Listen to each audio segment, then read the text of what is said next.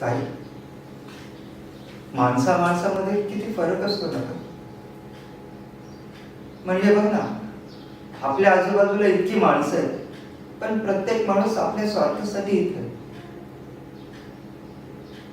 आता मला तुझ्या आणि मधुभाऊ व्यतिरिक्त इथं कुणी आपलंसं वाटतच नाही ग. ती प्रिया ताई आली की तिचं तुमच्यासोबत असलेलं वागणं पटत नाही ग मला. कशी वागते ती तुमच्याशी, इथल्या मुलांशी? तुला राग नाही का ग तिचा? काय ऐकून घेते सगळं? तू का बोलत नाही तिला? जेव्हापासून माणसं कळायला लागलेत ना मला, तेव्हापासून तुझ्यामधला आणि त्या प्रियाताईमधला फरक जाणवतोय मला.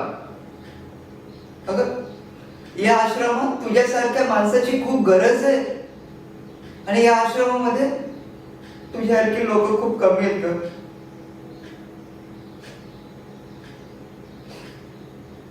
ताई, 6-7 वर्षाचा होतो ग मी तेव्हा बाबांनी मला आणि आईला घरातून हकलवून दिलं.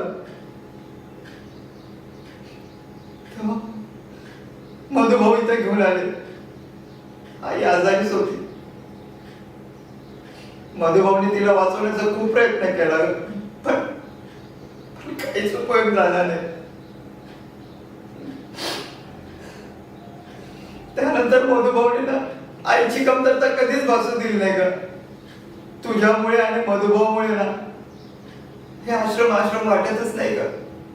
एक कुटुंब वाटत, एक असं कुटुंब की जे आता कधी सोडून जावंसच वाटत नाही ग.